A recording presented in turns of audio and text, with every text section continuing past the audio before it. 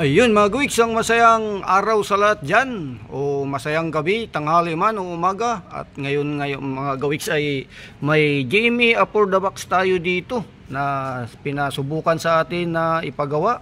Dahil sa ito ay walang power mga gawiks, saksak natin yung kanyang power cord, no? Ito, yan, para makita natin kung may power nga ba talaga ito o wala. So yan yung power cord dito mga gawiks, yan ay ating saksak sa loob. So ayan, nakasaksak na. Ayan yung ating GME for the box. At i-on natin yung power. Ito yung power nya para makita natin kung yung kanyang indicator light. Ayun, wala mga gawiks. Ayan, so ngayon buksan na natin yan. So ito na ngayon mga gawiks, yung ating GME for the box, no, na kailangan na nating subukan ayusin. Alisin natin yung kanyang mga tornilyo dito, yung screw. So yan mga gawiks, para tingnan natin ang loob.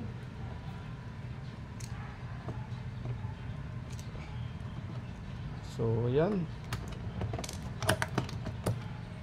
Ang karamihan nito mga gawiks na ating napapansin na mga sira nito ay yung kanyang kapasitor. Kaya una nating titingnan ang kanyang kapasitor, no, kung yun ay buo pa. Mapapansin natin na kapag may putok o lumubo, yan ang ating unahing tingnan kung sira. So ayan mga gawiks, bukas na, alisin na natin ang takip. So yung takip niya mga gawiks. So ayan. So ngayon ang ating mapapansin nga dito mga gawiks, kung ating titingnan dito sa loob, maaaring ipakita ko lang, no. Yan, ito yung kapasitor niya, no. So karamihan dito mga gawiks ay flat yung dulo, no, flat. Itong isa lumubo, ibig sabihin parang ito yung sira. Ang ating nakikita, yan ang maaaring siyang dahilan kung bakit hindi na gumana, wala ng power. So yung kanyang board mga gawiks, alisin natin, tanggalin natin, no, kanyang board para matanggal natin ito mga gawiks at mabila natin ng parts kung yan nga yung kanyang sira, no. Power supply ay wala gawiks, ang ating alisin, no. Yan, ito yung kanyang power cord, no. Inalis na natin, hindi ganong nakalak dito sa kanyang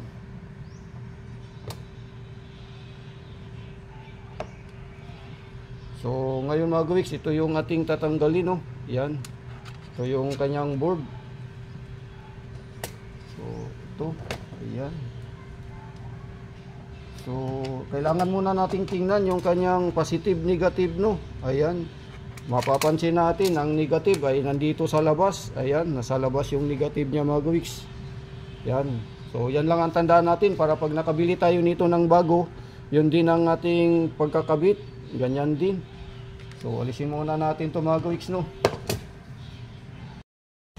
So ito na ngayon mga gawiks, yung kanyang hinang dito sa paa na dalawa, no, alisin na natin.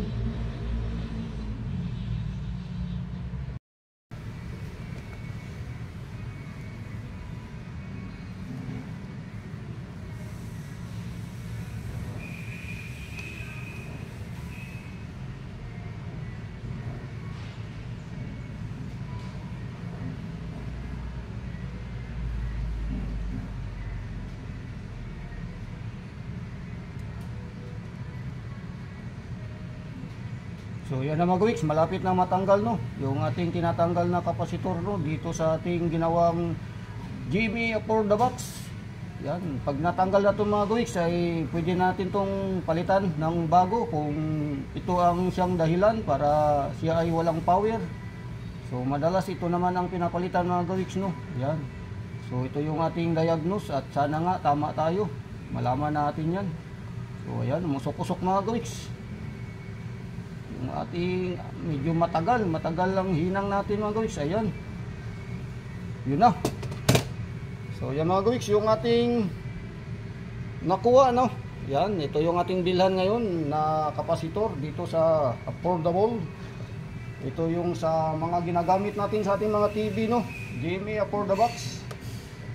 So yan mga gawiks, tayo ay bibili nito kung may mabili tayo sa labas para yan ay ating mapagana na no. Yan.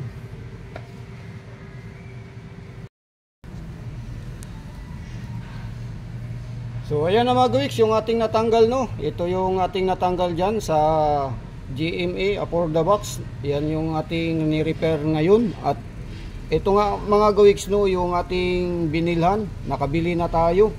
So ito yung mga gawiks, yung ating nabili no, na kapasitor, na kaparehas din ang kanyang ohms, 1000 UF, at saka yung volts, ayan, 16 volts.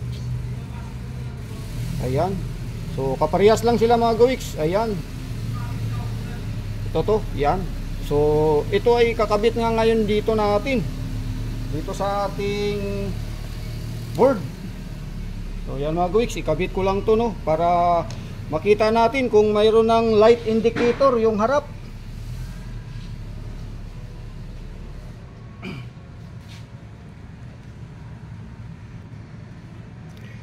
So yan mga gawiks, lagyan lang natin to ng lead no, soldering lead dito sa dulo para mas mabilis natin na maikabit doon sa dulo. So ang gagawin ko nito mga gawiks, sa likod ko na lang to ikabit dahil sa mahirapan akong mag-shoot doon sa butas no.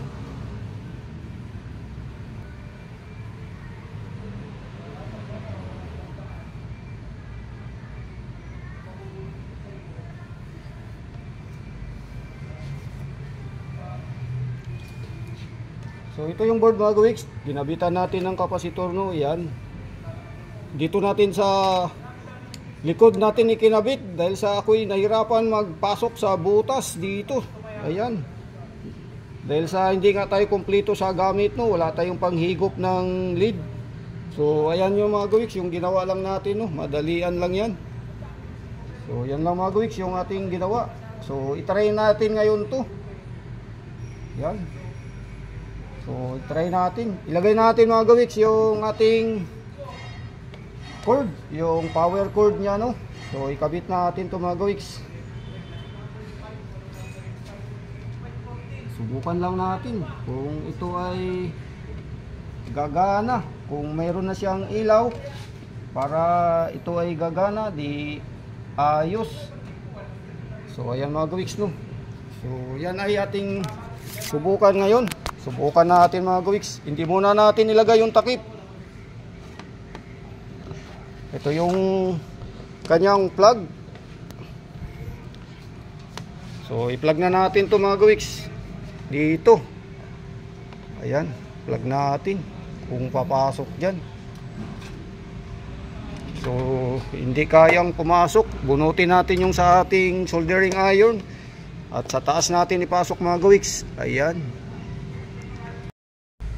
So ayan na mga gawiks, matapos nga natin i-plug in ang ating cord, mayroon na tayong nakita na indicator light sa red signal. Ayan, yung siguro sa ano ito mga gawiks, remote control no. Ito yung power niya. Ayan, yung power. So subukan nating i-on ngayon to mga gawiks kung yan ay gagana. So yung ginamit natin ay yung ginawa natin, bumili tayo ng kanyang replacement ng kapasitor no. Yun ay ating nakabit na kahit doon sa likod lang. Ayun mga gawiks. Ayan na yun. Ayan na yung power. Nagkaroon na siya no. Wow. So ibig sabihin mga gawiks, pwede na yan. Wala yung TV nan mga gawiks wala yung TV dito niyan. Pero nagawa natin na magkaroon ng power yan. Sigurado tayo na yan ay uubra na. So ibabalik ko yung mga takip mga gawiks niyan para yan ay maayos na dyan. At yung board niyan mga gawiks, yung kanyang kapasitor doon sa likod ay subukan natin kung hindi siya masikip. Ayan, mayroon ng power mga gawiks. I-off nga natin. Ayun, ayos. So plug, tanggalin natin sa plug mga gawiks kasi tayo ay excited at nakagawa na naman tayo ng DIY repair no. Ayan, ilagay na natin tong cover niya mga gawiks. Ibalik natin yung board na ating tinanggal nyo. So ito mga gawiks, ibalik na natin yung board dahil ito ay ating nagawa na no. So dahan-dahan lang dahil yung ating hininang na kanyang kapasitor ay di tayo sure kung talagang yun ay ayun, tamang-tama lang mga gawiks, hindi ganong masikip yung kanyang board kahit yung kapasitor nasa ilalim, nasa likod. So yan ay ating screw, i-screw natin mga gawiks. Yan, dito ang screw, yung dalawa dito sa board. Yan.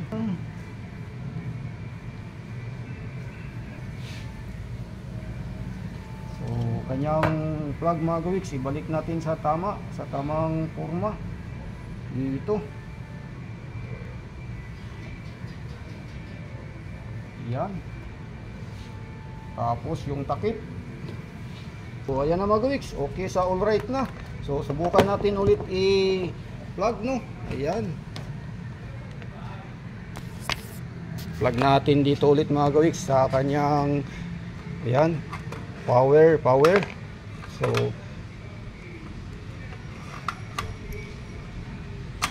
ayan. Uy, gumana agad mga gawiks. Ayan na yung ating GME for the box.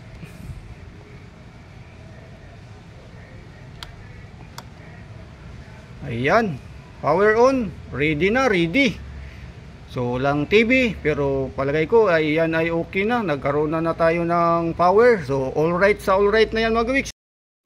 So ayan na mga gawiks yung ginawa nating GME for the box. Iyan ay titesting na kung gagana na sa TV. Ayun na. Gagana yan.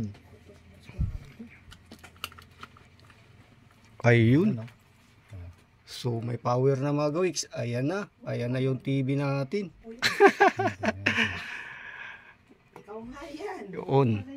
Iyon mo.